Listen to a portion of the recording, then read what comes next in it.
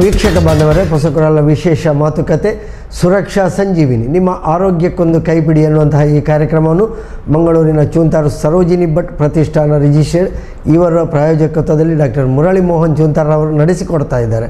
Doctor Murali Mohan ಚೂಂತಾರವರು ಖ್ಯಾತ ದಂತ ವೈದ್ಯರಾಗಿ, ಒಳ್ಳೆಯ ಬರಹಗಾರರಾಗಿ ಈ ಮಾಹಿತಿ ಕಾರ್ಯಕ್ರಮವನ್ನು ಹೊಸಕುರಲ ಮೂಲಕ ನಿರಂತರವಾಗಿ ನಡೆಸಿಕೊಡ್ತಾ ಇದ್ದಾರೆ. ಈ ತಿಂಗಳು ಇಡೀ ವಿಶೇಷವಾಗಿ ಕ್ಯಾನ್ಸರ್ ಜಾಗೃತಿ ಕಾರ್ಯಕ್ರಮ ನಡೀತಾ ಇದೆ. ಈ ಕ್ಯಾನ್ಸರ್ ಜಾಗೃತಿ ಕಾರ್ಯಕ್ರಮದಲ್ಲಿ ಕ್ಯಾನ್ಸರ್ನ ಬಗ್ಗೆ ವಿಶೇಷ ಮಾಹಿತಿಯನ್ನು ಡಾಕ್ಟರ್ ನೀಡ್ತಾ ಇದ್ದಾರೆ. ಅವರನ್ನು ಎಲ್ಲರ ಪರವಾಗಿ ನಾವು ಸ್ವಾಗತಿಸ್ತಾ ಇದ್ದೇವೆ. ವಂದನೆಗಳು, ಸ್ವಾಗತಗಳು ಡಾಕ್ಟ್ರೇ. ನಮಸ್ಕಾರ ಡಾಕ್ಟ್ರೇ, ವಿಶ್ವ ಕ್ಯಾನ್ಸರ್ ಜಾಗೃತಿ ದಿನ ಇತ್ತೀಚೆಗೆ ನಡೆಯಿತು. ಫೆಬ್ರವರಿ 4 ತಾರೀಕು ಈ ದಿವಸವನ್ನು ಆಚರಿಸ್ತಾ ಇದ್ದಾರೆ. ಇಡೀ ತಿಂಗಳು ವಿಶೇಷವಾಗಿ ಜಾಗೃತಿ ಕಾರ್ಯಕ್ರಮದ ಮಾಹಿತಿಗಳು, ಬೇರೆ ಬೇರೆ ರೀತಿಯ ಕಾರ್ಯಕ್ರಮಗಳು ನಡೀತಾ ಇರ್ತವೆ. ಕೆಲವೊಂದು ಕಡೆಯಲ್ಲಿ ಬೀದಿ ನಾಟಕಗಳು ಹೀಗೆ ನಡೆಸಿ ಜನರನ್ನು ಎಚ್ಚರಿಸುವಂತಹ, ಜನರನ್ನು ತಿಳುವಳಿಕೆ ನೀಡುವಂತಹ ಕಾರ್ಯಕ್ರಮಗಳನ್ನು ಮಾಡ್ತಾ ಇದ್ದಾರೆ. ಆದರೂ ಕೂಡ ಜನರಲ್ಲಿ ಕ್ಯಾನ್ಸರ್ ಅಂತ ಹೇಳಿದರೆ ಒಂದು ರೀತಿಯ ಸಂಶಯ, ಬೇರೆ ಬೇರೆ ರೀತಿಯ ಅವರದ್ದೇ ಆದಂತಹ ನಂಬಿಕೆಗಳೆಲ್ಲ ಇರ್ತವೆ. ಕ್ಯಾನ್ಸರ್ ಎನ್ನುವಾಗ ಒಂದು 10 ಪ್ರಶ್ನೆಗಳು ಇರ್ತವೆ, 16 ಪ್ರಶ್ನೆಗಳು. ಈ ಕ್ಯಾನ್ಸರ್ನ ಪ್ರಶ್ನೆಗಳಲ್ಲಿ ಈಗ ಕೆಲವರು ಹೇಳ್ತಾರೆ, ನನ್ನ ಅಜ್ಜ ಕಳೆದ 40 ವರ್ಷಗಳಿಂದ ಎಲೆ ಅಡಿಕೆ ಹೊಗೆ ಸೊಪ್ಪು ತಿನ್ನುತ್ತಾ ಇದ್ದಾರೆ, ಅಂದರೆ ಅವರಿಗೆ ಕ್ಯಾನ್ಸರ್ ಬರಲಿಲ್ಲ. ಸಾಮಾನ್ಯವಾಗಿ ಒಂದು ನಂಬಿಕೆ ಅಂತ ಹೇಳಿದರೆ ಎಲೆ ಅಡಿಕೆ ಹೊಗೆ ಸೊಪ್ಪು ತಿಂತಾರೆ ಅಂತ ಹೇಳಿದರೆ ಅವರಿಗೆ ಒಂದು 10 ವರ್ಷದಲ್ಲಿ ಅದರ ರೋಗ ಲಕ್ಷಣಗಳು ಕಾಣಿಸಿಕೊಳ್ತದೆ ಅಂತ ಹೇಳಿಕೊಂಡು 40 ವರ್ಷಗಳಿಂದ ತಿಂತಾ ಇದ್ದಾರೆ, ಯಾಕೆ ಬರಲಿಲ್ಲ? ನೋಡಿ, ಇದು ಬಹಳ ಕ್ಲಿಷ್ಟಕರವಾದಂಥ ಪ್ರಶ್ನೆ. ಬಹಳ ಆನ್ಸರ್ ಮಾಡಲಿಕ್ಕೆ ನಾವು ಬಹಳಷ್ಟು ಆಲೋಚನೆ ಮಾಡಬೇಕಾದಂಥ ವಿಚಾರ. ನಮಗೆಲ್ಲ ಗೊತ್ತು, ಎಲ್ಲರಿಗೂ ಗೊತ್ತು, ಈ ಎಲೆ ಅಡಿಕೆ ತಿನ್ನೋದ್ರಿಂದ, ಹೊಗೆ ಸೊಪ್ಪು ತಿನ್ನೋದ್ರಿಂದ ಕ್ಯಾನ್ಸರ್ ಕಾರಕ ಅಂಥೇಳಿ it is proved over the time. ಶತಶತಮಾನದಿಂದ ಇದು ಪ್ರೂವ್ ಆಗಿದೆ. ಇದಿನ್ನು ಹೊಸದಾದಂಥ ಏನೂ ಆಗಬೇಕಾದ್ದೇನಿಲ್ಲ. ಹೊಗೆ ಸೊಪ್ಪು, ಅಡಿಕೆ ಕ್ಯಾನ್ಸರ್ ಕಾರಕ. ಅದರಲ್ಲಿರುವಂಥ ಕೆಮಿಕಲ್ಸ್ಗಳು ನಮ್ಮ ಜೀವಕೋಶಗಳ ಮೇಲೆ ಅತ್ಯಾಚಾರ ಮಾಡಿ ಜೀವಕೋಶಗಳ ಡಿವಿಷನನ್ನು ಕಂಟ್ರೋಲ್ ತಪ್ಪಿಸಿ ಕ್ಯಾನ್ಸರ್ ಮಾಡ್ತದೆ, ಬರುವ ರೀತಿಯಲ್ಲಿ ಪೂರಕವಾದ ವಾತಾವರಣವನ್ನು ಸೃಷ್ಟಿಸಿದೆ ಅಂತ ಹೇಳಿ ಎಲ್ಲ ಕಡೆ ಇದರ ಬಗ್ಗೆ ಭಾಳಷ್ಟು ಸಂಶೋಧನೆಗಳು ನಡೆದಿದೆ. ಭಾಳಷ್ಟು ಸಂಶೋಧನೆಗಳಿಂದ ಪ್ರೂವ್ ಆಗಿದೆ. ಇನ್ನು ಹೊಸತೇನು ಆಗಬೇಕಂತಿಲ್ಲ. ಹಾಗೆಂದ ಮಾತ್ರಕ್ಕೆ 100ರಲ್ಲಿ 100 ಜನಕ್ಕೂ ಈ ಎಲೆ ಅಡಿಕೆ ಅಥವಾ ಹೊಗೆ ಸೊಪ್ಪು ತಿಂದವರಿಗೆ ಕ್ಯಾನ್ಸರ್ ಬರಲೇಬೇಕು ಅಂತಿಲ್ಲ. ರೂಲ್ ಆಫ್ ಎಕ್ಸೆಪ್ಷನ್ ಅಂತ ಇದೆ. ರೂಲ್ ಆಫ್ ಎಕ್ಸೆಪ್ಷನ್ ಅಂದರೆ ಅಪವಾದಗಳು ಅಂತ ಹೇಳ್ತೇವೆ. ನಮ್ಮ ನಂಬಿಕೆಗಳು ಏನೇ ಇದ್ದರೂ ಅದಕ್ಕೊಂದಷ್ಟು ಅಪವಾದಗಳು ಇದ್ದೇ ಇರ್ತವೆ. ಧರ್ಮ ಅಂತ ಹೇಳುವಾಗ ಅದಕ್ಕೊಂದು ಆಪತ್ ಧರ್ಮ ಅಂತ ಹೇಳ್ತದೆ. ಹೌದು, ಕರೆಕ್ಟ್. ಯಕ್ಷಗಾನದ ಭಾಷೆಯಲ್ಲಿ ನೀವು ಹೇಳಿದ್ದೀರಿ ಆಪತ್ ಧರ್ಮ ಅಂತೇಳಿ. ಹಾಗೆ ಈಗ ಈ 100ರಲ್ಲಿ 100ಕ್ಕೂ ಬರಬೇಕಾದ ಅವಶ್ಯಕತೆ ಇಲ್ಲ. ನಾನು ನೋಡಿದ್ದೇನೆ, ನನ್ನ ಕ್ಲಿನಿಕಲ್ ಪ್ರಾಕ್ಟೀಸ್ನಲ್ಲಿ ಸುಮಾರು 20 ವರ್ಷದಿಂದ ಬರ್ತಾನೆ ಇದ್ದಾರೆ. ಆವಾಗಲೂ ನಾನು ಹೇಳಿದ್ದೇನೆ ಅವರಿಗೆ ಎಲೆ ಅಡಿಕೆ ತಿನ್ನಬೇಡಿ. ಇವಾಗಲೂ ತಿಂತಾ ಇದ್ದಾರೆ. ನನ್ನ ಹತ್ರ ಅವರು ಕೆಲವೊಮ್ಮೆ ಮಾತಾಡುವಾಗ ಹೀಗೆ ಸುಮ್ಮನೆ ಲೋಕಾಭಿರಾಮವಾಗಿ ಮಾತಾಡುವಾಗ, ಡಾಕ್ಟ್ರೆ ನಾನು 22 ವರ್ಷದಿಂದ ಎಲೆ ಅಡಿಕೆ ತಿಂತಾ ಇದ್ದೇನೆ, ನನಗೆ ಇನ್ನೂ ಬಂದಿಲ್ಲ, ಯಾವಾಗ ಬರ್ತದೆ ಅಂತ ನನ್ನ ಹತ್ರ ಅವರು ಹುಷಾರು ಮಾಡ್ತಾರೆ. ನಮಗೆ ಸವಾಲು ಆಗ್ತದೆ. ನಮಗೆ ಸವಾಲಾಗ್ತದೆ. ವೈದ್ಯ ಲೋಕಕ್ಕೂ ಕೆಲವೊಂದು ಸವಾಲುಗಳು, ಈ ಆನ್ಸರ್ ಇಲ್ಲದಂಥ ಪ್ರಶ್ನೆಗಳಿದೆ. 100ಕ್ಕೆ 90% ಮಂದಿಗೆ, ಈ ಎಲೆ ಅಡಿಕೆ ತಿನ್ನುವವರು ಅಥವಾ ಹೊಗೆ ಸೊಪ್ಪು ತಿನ್ನುವವರಿಗೆ, ಈ ತಂಬಾಕು ಸೇವನೆ ಮಾಡುವವರಿಗೆ ಕ್ಯಾನ್ಸರ್ ಬರ್ತದೆ, ಖಂಡಿತವಾಗಿ ಬರ್ತದೆ 90%. ಈ ಒಂದು 5ರಿಂದ 10% ಮಂದಿಗೆ ಬರದೇ ಇರಲು ಸಾಕು. ಅದು ಆ ವ್ಯಕ್ತಿಯ ದೇಹ ಪ್ರಕೃತಿ ಇರ್ಬೋದು, ಅಥವಾ ವ್ಯಕ್ತಿಯ ಇಮ್ಯುನಿಟಿ ಲೆವೆಲ್ ಇರ್ಬೋದು, ಮತ್ತು ಅವನು ಜೀವನ ಶೈಲಿ ಇರ್ಬೋದು, ಅವನು ತಿನ್ನುವ ಆಹಾರ ಇರ್ಬೋದು. ಯಾವುದೇ ಒಂದು ನಿರ್ದಿಷ್ಟ ಕಾರಣ ಇದೇ ಕಾರಣದಿಂದ ಕ್ಯಾನ್ಸರ್ ಬರುತ್ತೆ ಅಂತ ಹೇಳೋಕ್ಕಾಗಲ್ಲ. ಮಲ್ಟಿ ಫ್ಯಾಕ್ಟೋರಿಯಲ್ ಅಂತೇಳಿ ಹಲವಾರು ಕಾರಣಗಳಿರ್ತದೆ. ಅವರ ಅನುವಂಶತೆ ಅದಕ್ಕೆ ಕಾರಣ ಆಗಿರ್ಬೋದು. ಹಿರಿಯರೆಲ್ಲ ಸದೃಢವಾಗಿದ್ದರೆ ಇವರು ಕೂಡ ಸದೃಢವಾಗಿರ್ತಾರೆ. ಹಾಗಿರುವಾಗ ಈ ಮಲ್ಟಿ ಫ್ಯಾಕ್ಟೋರಿಯಲ್ ಅಂತ ನಾವೇನು ಹೇಳ್ತೀವಿ, ಆ ಕಾಂಪೊನೆಂಟ್ ಅವರಲ್ಲಿ ಇಲ್ಲದೇ ಇರುವ ಸಾಧ್ಯತೆಗಳಿದೆ. ಒಳ್ಳೆ ಜೀವನ ಶೈಲಿ ಒಳ್ಳೆ ಕಠಿಣ ಪರಿಶ್ರಮದ ಹಳ್ಳಿ ಕೆಲಸ ಮಾಡ್ತಾ ಇರ್ಬೋದು. ಅವರ ಆಹಾರ ಪದ್ಧತಿ ಕಲುಷಿತವಲ್ಲದಂಥ ಶುದ್ಧವಾದ ಗಾಳಿ, ಆಹಾರ, ದೈಹಿಕ ಪರಿಶ್ರಮವಿರುವಂಥದ್ದು, ಯಾವುದೇ ಒತ್ತಡವಿಲ್ಲದ ಜೀವನ ಶೈಲಿ. ಈಗ ಏನಾಗ್ತದೆ ಅಂತೇಳಿ, ಈಗ ಪೇಟೆಯಲ್ಲಿ ಕೆಲಸ ಮಾಡೋರಿಗೆ ಯಾವುದೇ ದೈಹಿಕ ಪರಿಶ್ರಮ ಇರಲ್ಲ. 24 ಗಂಟೆ ಕಂಪ್ಯೂಟರ್ ಮುಂದೆ ಟಾರ್ಗೆಟ್ ಇರುವಂಥದ್ದು, ಒತ್ತಡದ ಜೀವನ, ಮತ್ತು ಕಾಲಕ್ಕೆ ಊಟ ತಿನ್ನುವುದಿಲ್ಲ, ಊಟ ತಿಂಡಿ ಆಗುವುದಿಲ್ಲ, ಅಲ್ಲಿ ಸಹ ಅಡಲ್ಟ್ರೇಟೆಡ್ ಫುಡ್ ತಿಂದರೂ ಕೂಡ ಹೋಟೆಲ್ ತಿಂಡಿಗಳು. ಹೌದು. ಹೀಗೆಲ್ಲ ಆಗುವಾಗ ಇದರ ಜೊತೆಗೆ ಹ್ಯಾಬಿಟ್ಗಳು, ಆಲ್ಕೋಹಾಲ್ ಸೇವನೆ, ಸಿಗರೇಟ್ ಸೇವನೆ, ಇದೆಲ್ಲ ಆಗಿ ಎಲ್ಲವೂ ಸೇರಿಕೊಂಡು ಅಕ್ಯುಮುಲೇಟ್ ಆಗಿ ಅದು ಒಂದು ಎಕ್ಸ್ಪ್ಲೋರ್ಡ್ ಆಗುವಂಥದ್ದು. ಹಾಗೆ ಕ್ಯಾನ್ಸರ್ ಬರೋ ಸಾಧ್ಯತೆಗಳು ಜಾಸ್ತಿ ಆಗ್ತದೆ. ಇಲ್ಲಿ ಈ ಮನುಷ್ಯನಿಗೆ ಬೇರೆ ಯಾವುದೇ ಹ್ಯಾಬಿಟ್ ಇಲ್ಲ, ಬರೀ ಇದು ಮಾತ್ರ. ಹಾಗಿರುವಾಗ ಅವನಿಗೂ ಸಹ ಹೆರಿಡಿಟರಿ ಫ್ಯಾಕ್ಟರ್ ಸಹ ಇದ್ದಿರಲಿಕ್ಕಿಲ್ಲ. ಹಾಗಿರುವಾಗ 100ರಲ್ಲಿ 1-2 ಎಕ್ಸೆಪ್ಷನ್ ಇದೆ. ಸಾಮಾನ್ಯವಾಗಿ ಆಡು ಮಾತಿನಲ್ಲಿ ಹೇಳಿದರೆ 100ಕ್ಕೆ 90% ಮಂದಿಗೆ ಕ್ಯಾನ್ಸರ್ ಬರ್ತದೆ. ಆದರೆ 10% ಮಂದಿ ಪುಣ್ಯವಂತರಿಗೆ ಬರದೇ ಇರುವ ಸಾಧ್ಯತೆಗಳು ಇದೆ. ಹಾಗೆಂದ ಮಾತ್ರಕ್ಕೆ ಇನ್ನೂ 10 ವರ್ಷ ಕಳೆದು ಅವನಿಗೆ ಬರಬಾರ್ದಂತಿಲ್ಲ. ನಾನು 3 ತಿಂಗಳು ಎಲೆಡಿಕೆ ತಿಂದವರು ಕ್ಯಾನ್ಸರ್ ಬಂದವರನ್ನು ನಾನು ನೋಡಿದ್ದೇನೆ. ಹಾಗೆ ಅಂತೇಳಿ 40 ವರ್ಷ ಎಲೆಡಿಕೆ ತಿಂದು ಈ ಹೊಗೆ ಸೊಪ್ಪು ತಿಂದು ಕ್ಯಾನ್ಸರ್ ಬಾರದವರನ್ನು ನಾವು ನೋಡಿದ್ದೇವೆ. ಒಟ್ಟಿನಲ್ಲಿ ಇದರಿಂದ ಇದು ಕ್ಯಾನ್ಸರ್ ಕಾರಕ ಅಂತೇಳಿ ಪ್ರೂವ್ ಆಗಿದೆ. ಹಾಗೆಂತೇಳಿ ನೀವು ಅದನ್ನು ಟೆಸ್ಟ್ ಮಾಡಬೇಕು. ಅವನಿಗೆ ಬಂದಿಲ್ಲ, ನನಗೆ ಯಾಕೆ ಬರಲಿಕ್ಕಿಲ್ಲ ಅಂತೇಳಿ ನೀವು ಹುಚ್ಚು ಸಾಹಸದಿಂದ ತಿಂತೇವೆ ಅಂತ ಹೇಳಿದರೆ ಅದಕ್ಕೆ ಮಂಡತನ ಅಂತ ಹೇಳ್ತೇವೆ ನಾವು. ಹಾಗಿರುವಾಗ ಈ ಎಲೆ ಅಡಿಕೆ, ಹೊಗೆ ಸೊಪ್ಪು, ಟೊಬ್ಯಾಕೊ ಪ್ರಾಡಕ್ಟ್ಸ್, ಬೀಡಿ ಸಿಗರೇಟ್ ಇರ್ಬೋದು, ಗುಟ್ಕಾ ಪಾನ್ ಪರಾಗ್ ಇರ್ಬೋದು, ಖಂಡಿತವಾಗಿಯೂ ಕ್ಯಾನ್ಸರಿಗೆ ಬರಲಿಕ್ಕೆ ಪೂರಕವಾದಂಥ ವಾತಾವರಣ ಸೃಷ್ಟಿಸ್ತದೆ. ದಯವಿಟ್ಟು ಅದರ ಸಹವಾಸ ಬೇಡ. ಅದು ಏನೇ ತಿನ್ನೋದಿದ್ರು ನೀವು ಬಾಯಿನಲ್ಲಿ ಬಾಂಬ್ ಇಟ್ಕೊಂಡಾಗೆ ಅದು ಯಾವಾಗ ಎಕ್ಸ್ಪ್ಲೋಡ್ ಆಗ್ತದೆ ಅಂತ ನಮಗೆ ಹೇಳೋಕ್ಕಾಗಲ್ಲ. ಈ ಕಾರಣದಿಂದ ಯಾರೋ ಒಬ್ಬರಿಗೆ ಬಂದಿಲ್ಲ ಅಂತ ಹೇಳಿ ನೀವು ತಿನ್ನುವುದಕ್ಕೆ ಬದಲು 100ರಲ್ಲಿ 90% ಜನರಿಗೆ ಬಂದಿದೆ ಅಂತೇಳಿ ನೀವು ತಿನ್ನದೇ ಇರುವುದೇ ಜಾಣತನ ಅಂತ ಹೇಳೋಕ್ಕೆ ನಾನು ಇಚ್ಛೆ ಪಡ್ತೇನೆ. ಯಾರೋ ಒಂದಿಬ್ಬರಿಗೆ ಅದು ಬರಲಿಲ್ಲ ಎನ್ನುವ ಕಾರಣಕ್ಕಾಗಿ ನಮಗೆ ಬರಲಿಕ್ಕಿಲ್ಲ ಎನ್ನುವುದು ಹುಚ್ಚು ನಂಬಿಕೆಗಳು. ಬಂಡತನ ಅಂತ ಹೇಳಿ 90% ಮಂದಿಗೆ ಇದರಿಂದಾಗಿಯೇ ಬಂದಿದೆ ಎನ್ನುವುದು ವೈಜ್ಞಾನಿಕವಾಗಿ ತಿಳಿದು ಬಂದ ಸತ್ಯ. ಹಾಗಾಗಿ ಇದನ್ನು ನಾವು ನಂಬಲೇಬೇಕಾದ ಸತ್ಯ. ಇದನ್ನು ದೂರ ಇರುವುದೇ ಒಳ್ಳೆಯದು ಅಂತ ಹೇಳಕ್ಕೆ ನಾನು ಇಚ್ಛೆ ಪಡ್ತೇನೆ. ಯಾವುದು ನಮಗೆ ಮಾರಕ ಅನ್ನಿಸ್ತದೆ ಅದರಿಂದ ದೂರ ಇರುವುದು ನಮ್ಮ ಜಾಣತನ. ಖಂಡಿತ ನಿಮಗೆ ತಿನ್ನಲಿಕ್ಕೆ ಬೇಕಾದಷ್ಟು ಬೇರೆ ವಸ್ತುಗಳಿದೆ ಸ್ವಾಮಿ. ನೀವು ಹಸಿ ತರಕಾರಿಗಳು ತಿನ್ನಿ, ಬೇರೆ ಬೇರೆ ವ್ಯವಸ್ಥೆಗಳಿದೆ. ನಮಗೆ ಅದನ್ನೇ ತಿಂದು ಹೊಟ್ಟೆ ತುಂಬಿಸಬೇಕಾದಂಥ ಅನಿವಾರ್ಯತೆ ಏನಾದರೂ ಇದೆಯಾ? ಖಂಡಿತವಾಗಿಲ್ಲ. ಇದೆಲ್ಲ ಚಟಗಳು. ಈ ಚಟ ಬೇರೆ, ಜೀವನ ಶೈಲಿ ಬೇರೆ. ನಮಗೆ ಹೊಟ್ಟೆ ತುಂಬಲಿಕ್ಕೆ ತಿನ್ನುವಂಥ ಬೇರೆ ಎಷ್ಟೋ ವಸ್ತುಗಳಿದೆ, ಅದನ್ನು ತಿನ್ನಿ. ಈ ಚಟಕ್ಕೆ ದಾಸರಾಗುವಂಥ ಇಂಥ ವಸ್ತುಗಳನ್ನು ದಯವಿಟ್ಟು ಬಿಟ್ಟು ಬಿಡಿ ಅಂತ ಹೇಳೋಕ್ಕೆ ನಾನು ಇಚ್ಛೆ ಪಡ್ತೀನಿ. ಈಗ ನೀವು ಹಸಿ ತರಕಾರಿ ತಿನ್ನಿ ಅಂತ ಹೇಳುವಾಗ ಮುಂದಿನ ಪ್ರಶ್ನೆ ಅದಕ್ಕೆ ಬರ್ತದೆ. ಈಗ ಕೆಲವರು ಹೇಳ್ತಾರೆ, ನನ್ನ ತಂದೆಯವರಿಗೆ ಯಾವುದೇ ರೀತಿಯ ಬೀಡಿ, ಸಿಗರೇಟು, ನಶ್ಯ, ಹೊಗೆ ಸೊಪ್ಪು ಯಾವುದೇ ಅಭ್ಯಾಸಗಳಿಲ್ಲ, ಮದ್ಯಪಾನ ಅಭ್ಯಾಸ ಇಲ್ಲ, ಅವರು ಶುದ್ಧ ಸಸ್ಯಾಹಾರಿ, ನಿತ್ಯ ಪ್ರಾಣಾಯಾಮ, ಯೋಗಾಯಾಮ ಹೀಗೆಲ್ಲ ಮಾಡ್ತಾರೆ, ಒಳ್ಳೆಯ ಚಟುವಟಿಕೆಗಳಿಂದ ಇದ್ದಾರೆ, ಆದರೂ ಅವರಿಗೆ ಬಾಯಿ ಕ್ಯಾನ್ಸರ್ ಬಂತು. ಯಾಕೆ ಹೀಗೆ? ಇದು ಸಹ ಇನ್ನೊಂದು ಎನಿಗ್ಮಾ ಅಂತ ಹೇಳ್ತೇವೆ ನಾವು, ಒಗ್ಗಟ್ಟಾಗಿ ಉಳಿದಿದೆ. ಸಾಮಾನ್ಯವಾಗಿ ಎಲ್ಲ ಫ್ಯಾಕ್ಟರ್ ಇರುವವರಿಗೆ ಬಹಳ ಸುಲಭವಾಗಿ ಬರ್ತದೆ. ಆದರೆ ಏನೂ ಇಲ್ಲದೆ ಈ ರೀತಿ ಬಂದಿದೆ ಅಂಥೇಳಿ ಆದರೆ ಏನೋ ಒಂದು ಜೀನ್ಗಳಲ್ಲಿ ತೊಂದರೆ ಇದೆ ಅಂತ. ಸಾಮಾನ್ಯವಾಗಿ ಬಾಯಿ ಕ್ಯಾನ್ಸರ್ ಹೆರಿಡಿಟ್ರಿಯಾಗಿ ಬರುವುದಿಲ್ಲ, ಅಥವಾ ಬೇರೆ ಏನೋ ಫ್ಯಾಕ್ಟರ್ಗಳು ಕೆಲಸ ಮಾಡಿರ್ಬೋದು. ಹೆಚ್ಚಿನ ದುರಭ್ಯಾಸಗಳಿಲ್ಲದ ವ್ಯಕ್ತಿಗಳಿಗೆ ಬೀಡಿ, ಸಿಗರೇಟು, ಪಾನ್ ಪರಾಗ್, ಗುಟ್ಕಾ ಮತ್ತು ತಂಬಾಕು ಪ್ರಾಡಕ್ಟ್ಸು ಯಾವುದೂ ಇಲ್ಲ, ಆದರೂ ಸಹ ಕೆಲವರಿಗೆ ಶ್ವಾಸಕೋಶದ ಕ್ಯಾನ್ಸರ್ ಬರ್ತದೆ. ನಾನು ಮೊನ್ನೆ ತಾನೇ ಓದಿದೆ, ಯಾವುದೇ ದುರಭ್ಯಾಸ ಇಲ್ಲ, ಮಿಡ್ಲ್ ಏಜ್ಡ್ ಪರ್ಸನ್, ಅವನಿಗೆ ಶ್ವಾಸಕೋಶದ ಕ್ಯಾನ್ಸರ್ ಬಂದಿದೆ. ಆಲ್ಕೋಹಾಲ್ ಇಲ್ಲ. ಯಾಕೆ ಆಗ್ತದೆ ಅಂದರೆ, ಈಗ ಇಂಡೈರೆಕ್ಟ್ ಸ್ಮೋಕಿಂಗ್ ಅಂತ ಇದೆ, ಪ್ಯಾಸಿವ್ ಸ್ಮೋಕಿಂಗ್ ಅಂತೇಳಿ, ಕಲುಷಿತ ವಾತಾವರಣದಿಂದ ಬಂದಿರ್ಬೋದು.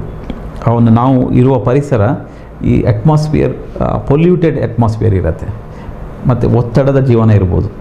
ಇದು ಈಗ ಯೋಗ ಪ್ರಾಣಾಯಾಮದಿಂದ ಅದಕ್ಕೂ ಸಹ ಒಂದು ವ್ಯವಸ್ಥೆನಲ್ಲಿ ಒಂದು ರೀತಿಯ ಒಂದು ನೆಮ್ಮದಿಯ ವಾತಾವರಣ ಇದೆ. ಆದರೆ ಇಲ್ಲಿ ಈ ಇಂಡೈರೆಕ್ಟ್ ಸ್ಮೋಕಿಂಗಿಂದಲೂ ಬರುವ ಸಾಧ್ಯತೆಗಳಿದೆ, ಪ್ಯಾಸಿವ್ ಸ್ಮೋಕಿಂಗ್ ಅಂತ ಹೇಳ್ತೇವೆ. ಮತ್ತು ಹೆರಿಡಿಟ್ರಿ ಫ್ಯಾಕ್ಟರಿಂದಲೂ ಈ ಶ್ವಾಸಕೋಶದ ಕ್ಯಾನ್ಸರ್ ಅಥವಾ ಕರುಳಿನ ಕ್ಯಾನ್ಸರ್ ಬರುವ ಸಾಧ್ಯತೆಗಳು ಇದೆ. ಇದು ಎಕ್ಸೆಪ್ಷನ್, ರೂಲ್ ಆಫ್ ಎಕ್ಸೆಪ್ಷನ್. 100ರಲ್ಲಿ 1000ದಲ್ಲಿ ಒಬ್ಬರಿಗೆ ಈ ರೀತಿ ಬರುವ ಸಾಧ್ಯತೆಗಳಿದೆ. ಹೆಚ್ಚಾಗಿ ಬರುವಂಥ ಕ್ಯಾನ್ಸರ್ಗಳು ಯಾವುದಕ್ಕೆ ಪೂರಕವಾದ ಯಾವುದೇ ಒಂದು ಕಾರಣಗಳು ಖಂಡಿತವಾಗಿ ಇದ್ದೇ ಇರ್ತದೆ. ಅದು ಟೊಬ್ಯಾಕೊ ಪ್ರಾಡಕ್ಟ್ಸ್ ಇರ್ಬೋದು, ಅಥವಾ ರೇಡಿಯೇಷನ್ ಇರ್ಬೋದು, ಅಥವಾ ವೃತ್ತಿ ಸಂಬಂಧವಾದ ಇರ್ಬೋದು, ಅಥವಾ ಅಡಲ್ಟ್ರೇಟೆಡ್ ಫುಡ್, ಒತ್ತಡದ ಜೀವನ, ಹೀಗೆ ಒಂದಲ್ಲ ಒಂದು, ಅಥವಾ ಎಕ್ಸೆಸಿವ್ ಯೂಸ್ ಆಫ್ ನಮ್ಮ ಈ ಹಾರ್ಮೋನ್ಸ್ಗಳನ್ನು, ಕೆಲವೊಮ್ಮೆ ರಸದೂತಗಳನ್ನು ಯೂಸ್ ಮಾಡ್ತಾರೆ, ಕಾಂಟ್ರಸೆಪ್ಟಿವ್ಸ್ಗಳನ್ನು ಯೂಸ್ ಮಾಡ್ತಾರೆ. ಇಂಥದ್ದು ಯಾವುದೇ ಒಂದು ಕಾರಣಗಳು ಖಂಡಿತವಾಗಿ ಇದ್ದಿರ್ತದೆ. ಹಾಗೆಂದ ಮಾತ್ರಕ್ಕೆ 1000ದಲ್ಲಿ ಒಬ್ಬರಿಗೆ, ಏನೂ ಇಲ್ಲದವರಿಗೂ ಸಹ ಬರುವ ಸಾಧ್ಯತೆಗಳು ಇದೆ. ಸಾಮಾನ್ಯವಾಗಿ ನಾವೆಲ್ಲ ಅಂಥವರನ್ನು ಕಂಡ್ರೆ ಹೇಳೋದು ಹೇಗೆ ಹೇಳಿದರೆ, ತಮಾಷೆಗೆ ನಮ್ಮಲ್ಲಿ ಒಂದು ಮಾತಿದೆ, ತುಲ ಎಂಗುಲ್ಪುರ ದಿನಾಲ ಪರ್ಪ ದಾಲಾತಿ ಜಿ ಪರ್ಪುಜ ನಿಕ್ಕೆ ಆಂಡಿ ಎಂಕಲ ಕಡೆ ಪರ್ರ ಅಂತ ಹೇಳುವವರನ್ನು ನಾವು ಕಂಡಿದ್ದೇವೆ. ಇದೆಲ್ಲ ಅಪವಾದಗಳು. ಹೌದೌದು. ಇದು ಮದ್ಯಪಾನ ಮಾಡೋದರಿಂದ ಖಂಡಿತವಾಗಿ ದೇಹಕ್ಕೆ ಹಾನಿಯಾಗ್ತದೆ. ಅದು ಬರೀ ಕ್ಯಾನ್ಸರ್ನ ವಿಚಾರ ತಗೊಳ್ಳೋದು ಬಿಡಿ, ಬೇರೆ ನಮ್ಮ ಲಿವರಿಗೆ ತೊಂದರೆ ಆಗುತ್ತೆ, ನಮ್ಮ ಬೇರೆ ಬೇರೆ ಎಲ್ಲ ಇಮ್ಯುನಿಟಿ ಲೆವೆಲ್ಗೆ ಎಲ್ಲ ವ್ಯವಸ್ಥೆಯನ್ನು ಹಾಳುಗಿಡ್ತದೆ. ಈಗ ಮದ್ಯಪಾನ ಮಾಡಿದರೆ ಕರಳು ತೂತು ಬೀಳುತ್ತದೆ ಅನ್ನುವಂತಹ ಸಾಮಾನ್ಯ ಮಾತನ್ನು ನಾವು ಕೇಳಿದ್ದೇವೆ. ಮದ್ಯಪಾನ ಮಾಡದವರಿಗೂ ಕರಳು ತೂತು ಬಿದ್ದದನ್ನು ನಾವು ಕಂಡಿದ್ದೇವೆ. ಗ್ಯಾಸ್ಟ್ರೈಟಿಸ್ ಆಗಿ ತೊಂದರೆ ಆಗುವಂಥದ್ದು ಉಂಟು. It is proved over the time, beyond time ಈ ರೀತಿ ಆಗ್ತದೆ ಅಂತೇಳಿ ಗೊತ್ತಿರುವ ಸತ್ಯ. ಈ ಕಾರಣದಿಂದ ನೀವು ರಾತ್ರಿ ಕಂಡ ಬಾವಿಗೆ ಹಗಲು ಬೀಳುವ ವ್ಯವಸ್ಥೆಗೆ ನಾವು ಒಗ್ಗಿಕೊಳ್ಳುವುದು ಬೇಡ. ಎಲ್ಲರಿಗೂ ಗೊತ್ತಿದೆ ಈ ರೀತಿ ಮಾಡಿದರೆ ಈ ರೀತಿ ಆಗ್ತದೆ, ಅದರಿಂದ ದೂರ ಇರೋಣ ಅಂತ ಹೇಳಕ್ಕೆ ನಾನು ಇಚ್ಛೆಪಡ್ತೇನೆ. ಯಾವುದು ಆರೋಗ್ಯಕರವೋ ಆ ಆರೋಗ್ಯಕರ ಪದ್ಧತಿಯನ್ನು ನಾವು ಅಳವಡಿಸಿಕೊಂಡ್ರೆ ಯಾವುದೇ ರೀತಿಯಾದಂತಹ ರೋಗಗಳಿಗೆ ಬಲಿ ಬೀಳುವುದನ್ನು ನಾವು ತಪ್ಪಿಸಬಹುದು. ಬರೀ ಕ್ಯಾನ್ಸರ್ ಅಲ್ಲದೆ ಬೇರೆ ಎಲ್ಲ ರೋಗಗಳಿಗೂ ನಾವು ಬಾರದ ರೀತಿಯಲ್ಲಿ ಒಂದು ಆರೋಗ್ಯ ಪೂರ್ಣ ಜೀವನ ಶೈಲಿಯನ್ನು ಅಳವಡಿಸಿಕೊಂಡ್ರೆ ಬೇರೆ ಎಲ್ಲ ರೋಗಗಳನ್ನು, ಈಗ lifestyle disorder, hypertension ಇರ್ಬೋದು, ಡಯಾಬಿಟಿಸ್ ಇರ್ಬೋದು, ಅಥವಾ ಇನ್ಯಾವುದೇ ರೋಗಗಳನ್ನು ನಾವು ಪರಿಣಾಮಕಾರಿಯಾಗಿ ತಡೆಗಟ್ಟಬಹುದು ಅಂತ ಹೇಳಕ್ಕೆ ಇಚ್ಛೆಪಡ್ತೇನೆ. ಆತ್ಮೀಯ ವೀಕ್ಷಕ ಬಾಂಧವರೇ, ಕ್ಯಾನ್ಸರ್ ಮತ್ತು ಕ್ಯಾನ್ಸರ್ ಕುರಿತಾದ 10 ಹಲವು ಪ್ರಶ್ನೆಗಳು ಎನ್ನುವಂತಹ ಈ ಮಾಹಿತಿ ಕಾರ್ಯಕ್ರಮ, ಕ್ಯಾನ್ಸರ್ ಅಂದರೆ ಏನು, ಯಾಕೆ ಬರ್ತದೆ, ಇದರ ಏನು ನಂಬಿಕೆಗಳು, ಅಪನಂಬಿಕೆಗಳು, ಇದರ ಬಗ್ಗೆ ನಮಗೆ ಮಾಹಿತಿಯನ್ನು ನೀಡ್ತಾ ಇದ್ದಾರೆ ಡಾಕ್ಟರ್ ಮುರಳಿ ಮೋಹನ್ ಚೂಂತಾರ್ರವರು. ಈಗ ಡಾಕ್ಟ್ರೇ, ವಿಕಿರಣ ಕಾರಣಗಳಿಂದಾಗಿ ಕ್ಯಾನ್ಸರ್ ಬರ್ತದೆ ಎನ್ನುವಂತಹದ್ದು ಸಾಧಾರಣವಾದಂತಹ ವೈದ್ಯಕೀಯ ಮಾತು. ಆದರೂ ಕೂಡ ವೈದ್ಯಕೀಯ ಚಿಕಿತ್ಸೆಯಲ್ಲಿ ಕೂಡ ವಿಕಿರಣವನ್ನು ಬಳಸ್ತಾರೆ, ಯಾಕೆ ಹೀಗೆ? ನೋಡಿ, ವಿಕಿರಣ ಅಂತ ರೇಡಿಯೇಷನ್ ಅಂತ ಹೇಳ್ತೇವೆ. ಈಗ ವಾತಾವರಣದಿಂದ ಬರೋ ವಿಕಿರಣ ಬೇರೆ, ಈ ಪ್ರೊಫೆಷ್ನಲ್ ಹಜಾರ್ಡ್ ಕೆಲವೊಂದು ರೆಗ್ಯುಲರ್ ಆಗಿ ಈ ರೇಡಿಯೇಷನಿಗೆ ಎಕ್ಸ್ಪೋಷರ್ ಆಗುವಂಥದ್ದು, ಅದರಿಂದ ಪದೇ ಪದೇ ವಿಕಿರಣದಿಂದ, ಈ ನ್ಯಾಚುರಲ್ ಆಗಿ ಹೊರಸೂಸುವ ವಿಕಿರಣದಿಂದ ದೇಹದ ಸೆಲ್ಗಳ ಮೇಲೆ, ಜೀವಕೋಶಗಳ ಒಳಗಿರುವಂತಹ DNA ಸೆಲ್ ಡಿವಿಷನ್ ಆಗುವಾಗ ಅಲ್ಲಿ ಮ್ಯೂಟೇಷನ್ ಅಂತ ಹೇಳ್ತೇವೆ, ಜೀನ್ ಮ್ಯೂಟೇಷನ್ ಅಂತೇಳಿ, ರೂಪಾಂತರ ಹೊಂದುವುದು ಅಂತೇಳಿ, ಆ ಸೆಲ್ಲುಗಳ ಮೇಲೆ ಇರುವಂಥ ಕಂಟ್ರೋಲ್ ತಪ್ಪಿ ಹೋಗಿ ಅಲ್ಲಿ ಅನಿಯಂತ್ರಿತವಾಗಿ ಬೆಳೆದು ಗೆಡ್ಡೆ ಬರುವ ಸಾಧ್ಯತೆಗಳಿದೆ ಅಂಥೇಳಿ. ಸೊ ಇದು ರಾತ್ರಿ ಬೆಳಗಾಗೋದ್ರೊಳಗೆ ಆಗಿ ಕ್ಯಾನ್ಸರ್ ಗೆಡ್ಡೆ ಬೆಳೆಯುವುದಿಲ್ಲ. ಈಗ ಒಂದು 10 ವರ್ಷಗಳ ಕಾಲ ಈ ರಿಪೀಟೆಡ್ ಆಗಿ ಎನ್ವೈರನ್ಮೆಂಟಲ್ ಎಕ್ಸ್ಪೋಷರ್ ಇದ್ದರೆ ವಿಕಿರಣದಿಂದ ಖಂಡಿತವಾಗಿಯೂ ಕ್ಯಾನ್ಸರ್ ಬರೋ ಸಾಧ್ಯತೆ ಇದೆ. ಆದರೆ ನಾವು ವಿಕಿರಣ ಚಿಕಿತ್ಸೆ ಅಂತ ನಾವು ಹೇಳ್ತೇವೆ, ರೇಡಿಯೋಥೆರಪಿ ಅಂತ ಹೇಳಿದರೆ, ಒಂದು ಹೈ ಡೋಸನ್ನು ಅತ್ಯಂತ ಕ್ಷಣಿಕವಾದಂಥ ಸಮಯಕ್ಕೆ ನಾವು ಕೊಡುವಂಥದ್ದು.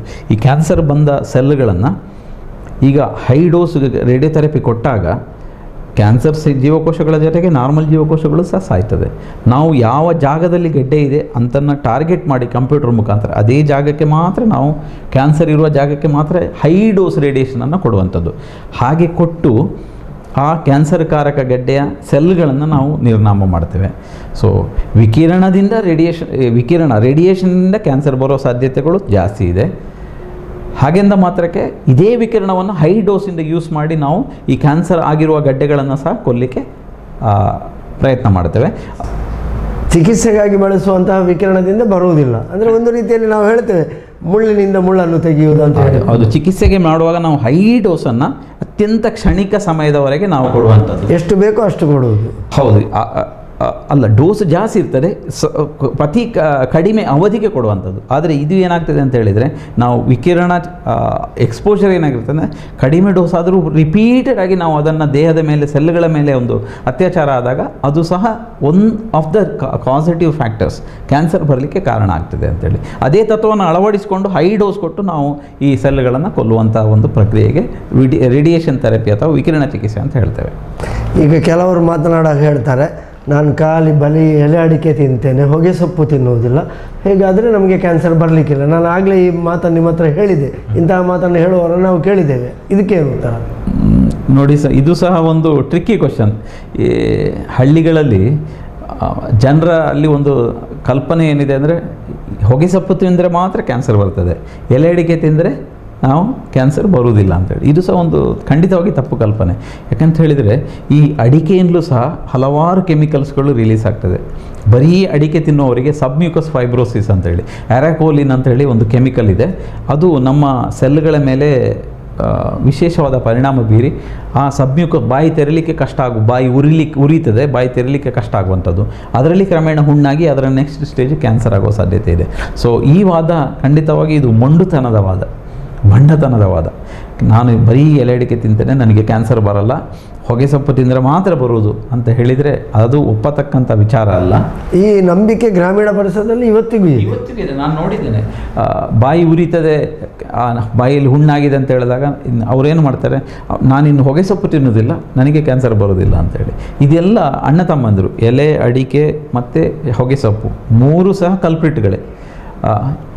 ಇದನ್ನು ಒಂದಕ್ಕೆ ಒಂದು ಪೂರಕವಾಗಿ ಅವರು ಕೆಲಸ ಮಾಡುವಂಥದ್ದು. ಸೊ ನಾವು ಹೊಗೆ ಸೊಪ್ಪು ತಿನ್ನೋದಿಲ್ಲ, ನನಗೆ ಬರುವುದಿಲ್ಲ ಅಂತೇಳಿ ನೀವು ಒಂದು ಭ್ರಮಾಲೋಕದಲ್ಲಿದ್ದರೆ ಖಂಡಿತವಾಗಿ ಅದರಿಂದ ಹೊರಗೆ ಬನ್ನಿ. ಒಂದಲ್ಲ ಒಂದು ದಿವಸ ನೀವು ಕಂಟಿನ್ಯೂ ಮಾಡಿದರೆ ಖಂಡಿತವಾಗಿ ಬರೋ ಸಾಧ್ಯತೆ ಇದೆ. ಮತ್ತು ಆಗ ತಾನೇ ಹೇಳಿದೆ, ಇದು ಒಂದು ಪರ್ಟಿಕ್ಯುಲರ್ ರೀಸನಿಂದ ಬರುವಂಥದ್ದು, ಒಂದೇ ನಿರ್ದಿಷ್ಟ ಕಾರಣ. ಅದರ ಜೊತೆಗೆ ಬೇರೆ ಕಾರಣಗಳು ಕೂಡಿಕೊಳ್ತದೆ.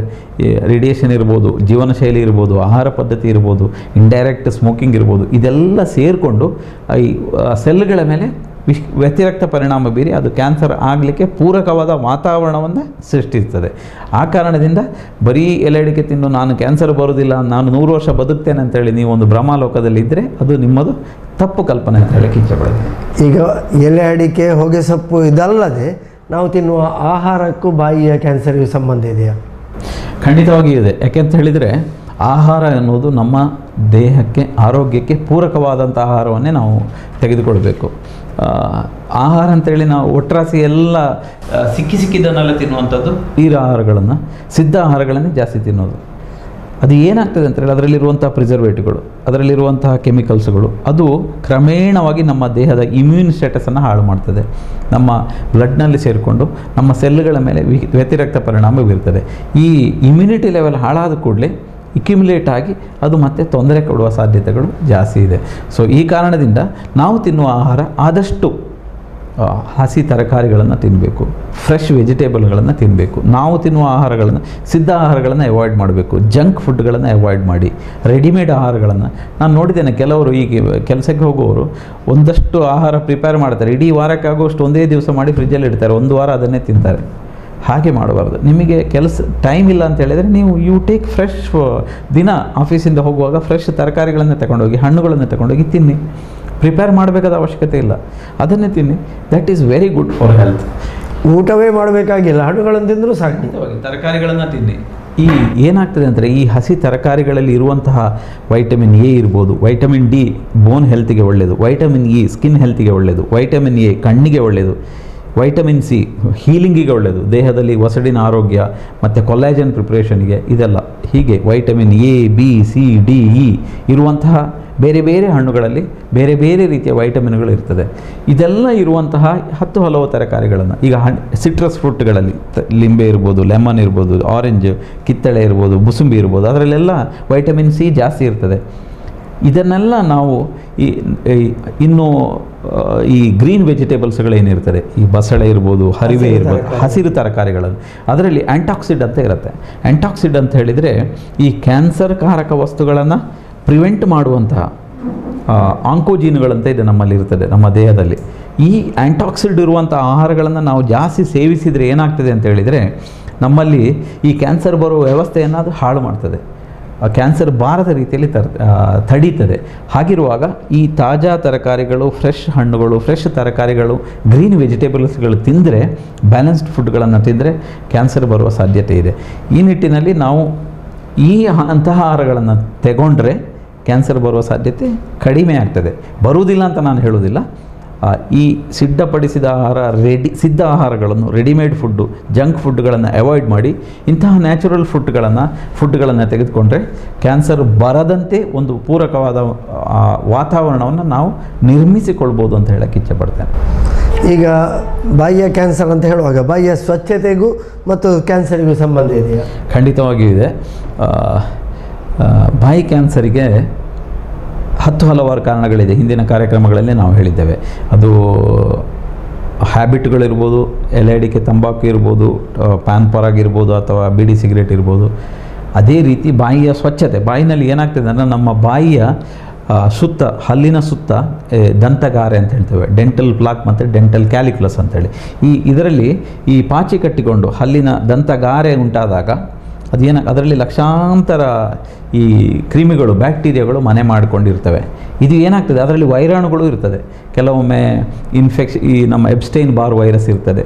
ಇಂತಹ ಬೇರೆ ಬೇರೆ ವೈರಾಣುಗಳು ಸಹ ಇದಿರ್ತದೆ. ಇವು ಏನು ಮಾಡ್ತದೆ ಅಂತ ಹೇಳಿದರೆ ಸೆಲ್ಗಳ ಮೇಲೆ ವಿಶೇಷವಾದಂಥ ಪರಿಣಾಮ ಬೀರಿ ನಮಗೆ ಸೆಲ್ಗಳ ರೂಪಾಂತರ ಹೊಂದಲಿಕ್ಕೆ ಪೂರಕವಾದ ವಾತಾವರಣವನ್ನು ನಿರ್ಮಾಣ ಮಾಡಿಕೊಳ್ತದೆ.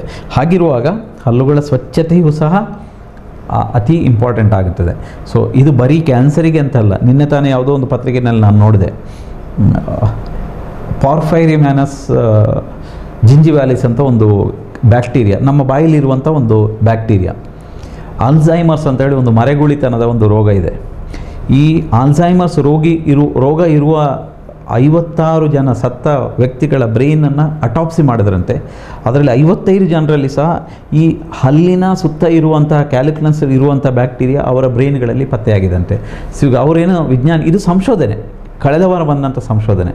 ಅಂದರೆ ಬಾಯಿ ಕ್ಲೀನ್ ಇಲ್ಲದಿದ್ದರೆ ಇಲ್ಲಿರುವಂತಹ ಬ್ಯಾಕ್ಟೀರಿಯಾಗಳು ರಕ್ತದ ಮುಖಾಂತರ ಬ್ರೈನಿಗೆ ಹೋಗಿ ಬ್ರೈನಲ್ಲಿ ಅದು ಅಮೈಲಾಯ್ಡ್ ಅಂತ ಹೇಳುವ ಒಂದು ವಸ್ತುವನ್ನು, ಪ್ರೋಟೀನನ್ನು ಉತ್ಪಾದನೆ ಮಾಡಿ ಅದು ಬ್ರೈನಿನ ನ್ಯೂರಾನ್ಗಳನ್ನು ರಿಪ್ಲೇಸ್ ಮಾಡಿ ಅಲ್ಝೈಮರ್ಸ್ ರೋಗಕ್ಕೆ ಮುನ್ನುಡಿ ಬರೀತದೆ ಅಂತೇಳಿ.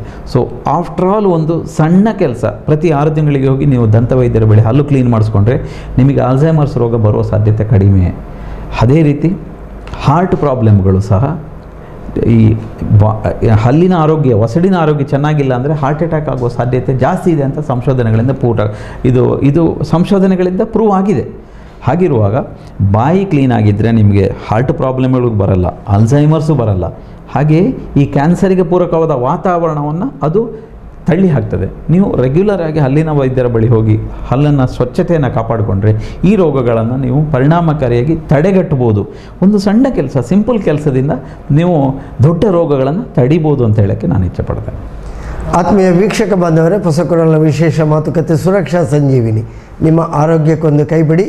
ಈ ಕಾರ್ಯಕ್ರಮದಲ್ಲಿ ಕ್ಯಾನ್ಸರ್ ಮತ್ತು ಕ್ಯಾನ್ಸರ್ ಸಂಬಂಧಿತ 10 ಹಲವು ಪ್ರಶ್ನೆಗಳಿಗೆ, ಸಂಶಯಗಳಿಗೆ ಉತ್ತರವನ್ನು ನೀಡ್ತಾ ಇದ್ದಾರೆ ಡಾಕ್ಟರ್ ಮುರಳಿ ಮೋಹನ್ ಚೂಂತಾರ್ ಅವರು.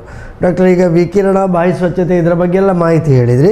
ಈಗ ಬಾಯಿ ಕ್ಯಾನ್ಸರ್ ಜಾಸ್ತಿಯಾಗಿ ಪುರುಷರಲ್ಲಿ ಮಾತ್ರ ಬರ್ತದೆ, ಮಹಿಳೆಯರಿಗೆ ಕಡಿಮೆ ಅಂತ ಹೇಳ್ತಾರೆ. ಯಾಕೆ ಹೀಗೆ?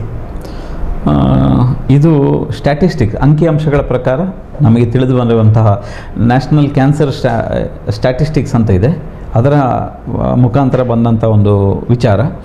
ಸಾಮಾನ್ಯವಾಗಿ ಈ ನಮ್ಮ ಏಷ್ಯಾ ಖಂಡದಲ್ಲಿ, ನಮ್ಮ ಭಾರತ ದೇಶದಲ್ಲಿ ಈ ಹ್ಯಾಬಿಟ್ಗಳು ಜಾಸ್ತಿ ಪುರುಷರಲ್ಲಿ ಜಾಸ್ತಿ. ನಮ್ಮದು ಪುರುಷ ಪ್ರಧಾನವಾದಂಥ ವ್ಯವಸ್ಥೆ, ಅದು ಚೇಂಜ್ ಆಗಲಿಲ್ಲ.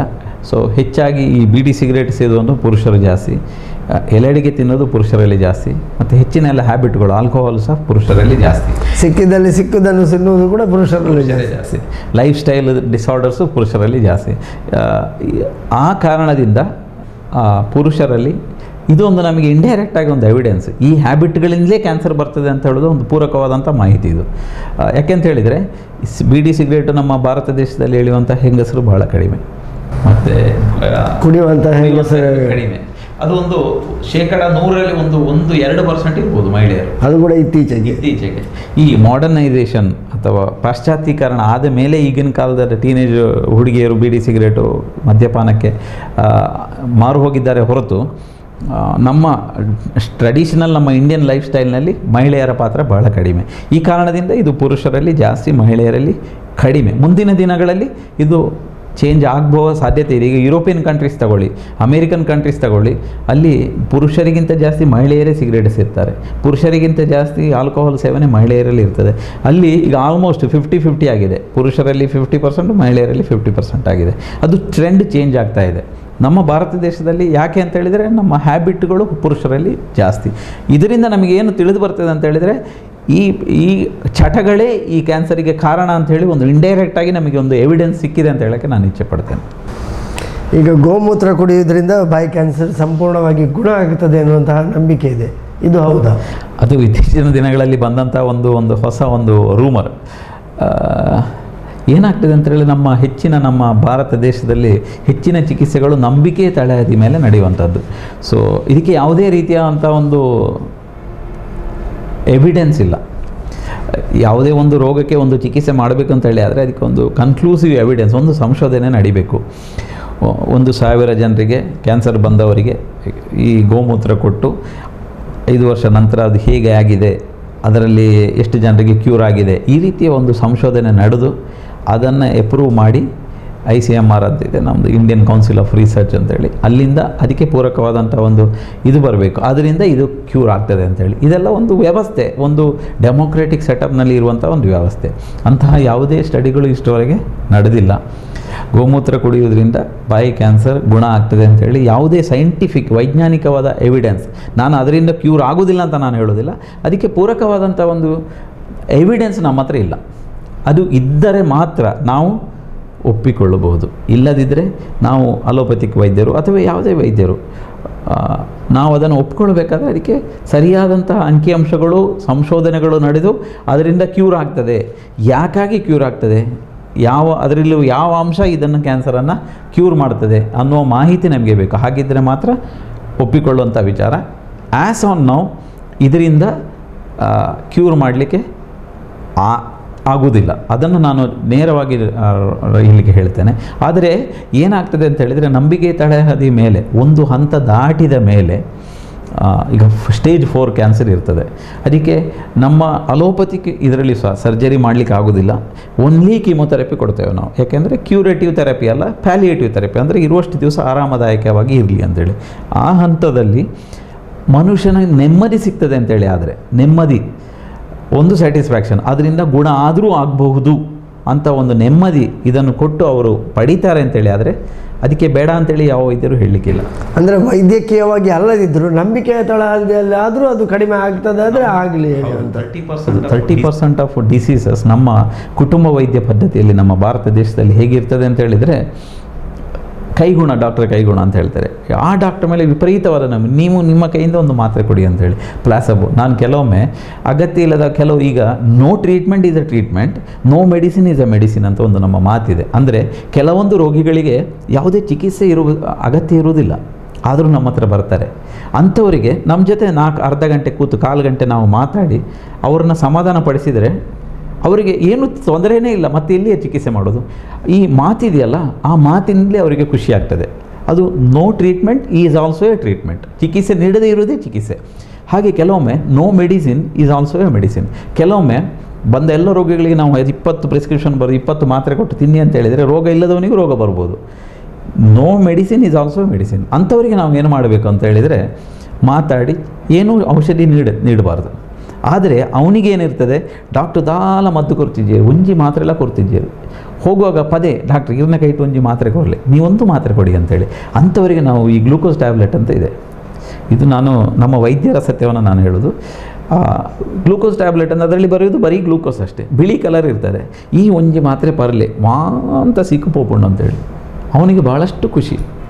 ಅವನಿಗೆ ರೋಗ ಇಲ್ಲ, ಮಾತ್ರೆ ಬೇಕು ಅವನಿಗೆ. ಈ ಮಾತ್ರೆ ಗ್ಲೂಕೋಸ್ ಮಾತ್ರೆ ದಿನಕ್ಕೆ 2 ಬರಲೆ ಒಣ ಸಾಯ್ಬೇಕು ಅಂತ ಹೇಳ್ತಾನೆ. 1 ವಾರ ಕಳೆದು ಖುಷಿಯಿಂದ ಬರ್ತಾನೆ, ನಗ್ತಾ ಬರ್ತಾನೆ, ಡಾಕ್ಟ್ರೇ ಆ ಮಾತ್ರೆ ಇಟ್ಟು ಅಂತ ಪೋಂಡು ಅಂತೇಳಿ. ಹೋಗಲಿಕ್ಕೆ ಅವನಿಗೆ ರೋಗನೇ ಇಲ್ಲ, ಆದರೆ ಮಾನಸಿಕವಾಗಿ ಅವನಿಗೊಂದು ನೆಮ್ಮದಿ ಸಿಗ್ತದೆ. ಈ ನೆಮ್ಮದಿ ನಾವು ಯಾವುದೇ ಮಾತ್ರೆಯಿಂದ ಕೊಡಲಿಕ್ಕೆ ಸಾಧ್ಯ ಇಲ್ಲ. ಈ ಪ್ಲಾಸಬೋ ಮಾತ್ರೆಯಿಂದ, ಗ್ಲೂಕೋಸ್ ಮಾತ್ರೆಯಿಂದ ಕೊಡಲಿಕ್ಕೆ ಸಾಧ್ಯ. ಹಾಗೆ ಈ ಗೋಮೂತ್ರದಿಂದಲೂ ಸಹ ಕೆಲವರಿಗೆ ಮಾನಸಿಕ ನೆಮ್ಮದಿ ಸಿಗೋದಾದರೆ ನಾವು ಬೇಡ ಅಂತ ಹೇಳೋದಿಲ್ಲ. ಯಾಕೆಂದರೆ ಅವನಿಗೆ ಚಿಕಿತ್ಸೆಯಿಂದ ಗುಣಪಡಿಸಲಾಗದ ರೋಗ ಇರುವಾಗ ಅವನಿಗೊಂದು ಮಾನಸಿಕ ನೆಮ್ಮದಿ ಸಿಗೋದಾದರೆ ನಾವು ಬೇಡ ಅಂತ ಹೇಳೋದಿಲ್ಲ. ಆದರೆ ಸೈಂಟಿಫಿಕ್ ಆಗಿ ಇಷ್ಟರವರೆಗೆ ಪ್ರೂವ್ ಆಗಿಲ್ಲ. ಮುಂದಿನ ದಿನಗಳಲ್ಲಾದರೆ ನಮಗೂ ಸಂತೋಷ ಅಂತ ಹೇಳಕ್ಕೆ ಇಚ್ಛೆಪಡ್ತೇನೆ. ಈಗ ಜಾಸ್ತಿಯಾಗಿ ಸೆಲ್ಫೋನ್ ಅಂದರೆ ಮೊಬೈಲ್ ಬಳಸೋದ್ರಿಂದ ಕ್ಯಾನ್ಸರ್ ಬರ್ತದೆ ಎನ್ನುವಂತಹ ಮಾತುಗಳು ಕೇಳ್ತಾ ಇದೆ, ಇದು ಹೌದಾ? ಇದರ ಬಗ್ಗೆಯೂ ಸಹ ಕನ್ಕ್ಲೂಸಿವ್ ಎವಿಡೆನ್ಸ್ ಬಂದಿಲ್ಲ. ಏನಾಗ್ತದೆ ಅಂತ ಹೇಳಿದರೆ, ಇದರಿಂದ ರೇಡಿಯೇಷನ್, ವಿಕಿರಣ ಅಂತ ನಮಗೆಲ್ಲ ಗೊತ್ತಿದೆ. ಜಾಸ್ತಿ ಸೆಲ್ಫೋನ್ ಬಳಸೋದ್ರಿಂದ ತಲೆನೋವು ಬರ್ತದೆ, ಅಥವಾ ಕಂಪ್ಯೂಟರ್ ಮುಂದೆ ಒಂದು 7-8 ಗಂಟೆಗಳ ಕಾಲ ಕೂತಾಗ ಕಣ್ಣು ಉರಿಯುತ್ತದೆ. ಇದೆಲ್ಲ ಒಂದು ನಾವು ಕಂಡುಕೊಂಡ ಸತ್ಯಗಳು. ಒಬ್ಬ ಮನುಷ್ಯ ದಿನಕ್ಕೆ 8ರಿಂದ 10 ಗಂಟೆಗಳ ಕಾಲ ಮೊಬೈಲಲ್ಲೇ ಇದ್ದರೆ ಅವನಿಗೆ ಖಂಡಿತವಾಗಿ ಸಾಯಂಕಾಲ ಆಗ ಸ್ಟ್ರೈನ್ ಆಗ್ತದೆ, ತಲೆನೋವು ಬಂದೇ ಬರ್ತದೆ. Over a period of time ಇದರಿಂದ, ಈ ವಿಕಿರಣದಿಂದಲೂ slow radiation over a period of time can cause cancer. ಆದರೆ ಇದರಲ್ಲಿಯೂ ಸಹ ಭಾಳಷ್ಟು ಸಂಶೋಧನೆಗಳು ಭಾಳಷ್ಟು ನಡೀತಾ ಇದೆ. ಮುಂದೊಂದು ದಿನ ಇದು ಕ್ಯಾನ್ಸರ್ ಬರಲಿಕ್ಕೆ ಸಾಧ್ಯತೆ ಇದೆ ಅಂಥೇಳಿ ಪೂರಕವಾದಂಥ ಕೆಲವೊಂದು ಸಂಶೋಧನೆಗಳು ಹೇಳಿವೆ. ಆದರೆ ಕನ್ಕ್ಲೂಸಿವ್ ಆಗಿ ಈ ಮನುಷ್ಯ ಇಷ್ಟು ದಿನಕ್ಕೆ ಇಂತಿಷ್ಟು ಗಂಟೆಗಳ ಕಾಲ ಸೆಲ್ ಫೋನ್ ಯೂಸ್ ಮಾಡಿದರೆ ಅವನಿಗೆ ಇಂಥ ಕ್ಯಾನ್ಸರ್ ಬರ್ತದೆ ಅಂಥೇಳಿ ಇಷ್ಟವರೆಗೆ ಬಂದಿಲ್ಲ. ಆದರೆ ದಿನಕ್ಕೆ 6ರಿಂದ 8 ಗಂಟೆಗಳ ಕಾಲ ಒಬ್ಬ ಮೊಬೈಲ್ ಯೂಸ್ ಮಾಡೋದು ಅಗತ್ಯ ಇಲ್ಲ ಅಂತ ನನಗೆ ಅನಿಸ್ತದೆ.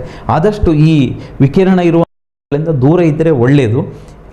ಮುಂದಿನ ದಿನಗಳಲ್ಲಿ ಈ ಸಂಶೋಧನೆಗಳಿಂದ ರಿಸಲ್ಟ್ ಬಂದು ಜನರಿಗೆ ಒಂದು ಮಾಹಿತಿ ಸಿಕ್ಕಿದರೆ ಅದರಿಂದ ಒಳ್ಳೆಯದಾಗ್ಬೋದು. ಆದಷ್ಟು ಕಡಿಮೆ ಮನುಷ್ಯಗಳ ಸಂಬಂಧಗಳು ವೃದ್ಧಿ ಆಗಬೇಕಾದ್ರೆ ನಾವು ಮನುಷ್ಯರು ಮುಖ ಕೊಟ್ಟು ಮಾತಾಡಬೇಕು. ಫೋನ್ನಲ್ಲಿ ಮಾತಾಡೋದು ನಾವೆಲ್ಲ ಕಡಿಮೆ ಮಾಡೋಣ. ನಮ್ಮ ಸಂಬಂಧಗಳು ಉತ್ತಮ ಆದರೆ ನಮ್ಮ ಸಮಾಜದ ಆರೋಗ್ಯವನ್ನು ವೃದ್ಧಿಸ್ತದೆ ಅಂತ ಹೇಳಲಿಕ್ಕೆ ಇಚ್ಛೆಪಡ್ತೇನೆ. ಸೆಲ್ಫೋನ್ನಿಂದ ಮುಂದೆ ಸಂಶೋಧನೆ ನಡೆದು ಈ ರೀತಿ ಆಗಬಹುದು ಅಂಥೇಳಿ ಬಂದರೆ ನಾವು ಜನರು ಅದರಿಂದ ದೂರ ಇದ್ದರೆ ಅದರಿಂದ ಒಂದು ಒಳ್ಳೆಯ ಸುದೃಢವಾದಂಥ ಸಮಾಜವನ್ನು ನಿರ್ಮಾಣ ಮಾಡಲಿಕ್ಕೆ ಸಾಧ್ಯ ಅಂತ ಹೇಳೋಕ್ಕೆ ನಾನು ಇಚ್ಛೆಪಡ್ತೀನಿ. ಬರ್ತದೆ ಬರುವುದಿಲ್ಲ ಬೇರೆ ವಿಷಯ, ಆದರೆ ಅದರ ಉಪಯೋಗ ನಮ್ಮ ಮಿತಿಯಲ್ಲಿ ಇರಲಿ ಅನ್ನುವಂಥದ್ದು ನಮಗೆ ಯಾವಾಗಲೂ ಜಾಗ್ರತೆಯ ಮಾತು. ಈಗ ಮತ್ತೊಂದು ನಂಬಿಕೆ ಇದೆ, ಸಾಧಾರಣವಾಗಿ ಬೇರೆ ಬೇರೆ ವೈದ್ಯಕೀಯ ಪದ್ಧತಿಯಲ್ಲಿ ಉಪಯೋಗ ಮಾಡ್ತಾರೆ, ಎಣ್ಣೆಯಿಂದ ಬಾಯಿ ಮುಕ್ಕಳಿಸುವುದು ಅಂತ ಹೇಳಿಕೊಂಡು, ವಿಶೇಷವಾಗಿ ಹರಳೆಣ್ಣೆ, ಎಳ್ಳೆಣ್ಣೆ ಇಂತಹ ಎಣ್ಣೆಗಳಿಂದ ಬಾಯಿ ಮುಕ್ಕಳಿಸೋದ್ರಿಂದ ಕ್ಯಾನ್ಸರ್ ಬರುವುದಿಲ್ಲ ಅಥವಾ ಬಾಯಿ ಕ್ಯಾನ್ಸರ್ ಬರುವುದಿಲ್ಲ ಎನ್ನುವಂತಹ ನಂಬಿಕೆ ಇದೆ. ಇದು ಎಷ್ಟು ಸತ್ಯ?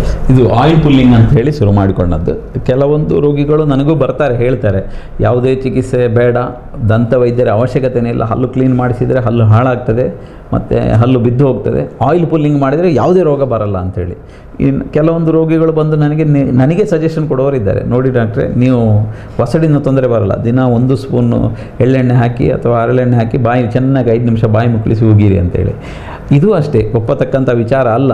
ಯಾಕೆ ಅಂತ ಹೇಳಿದರೆ ನಾವು ಒಪ್ಪಬೇಕಾದ್ರೆ ನಮಗೆ ಸೈಂಟಿಫಿಕ್ ಎವಿಡೆನ್ಸ್ ಬೇಕು, ವೈಜ್ಞಾನಿಕವಾದಂಥ ಪುರಾವೆ ಬೇಕು.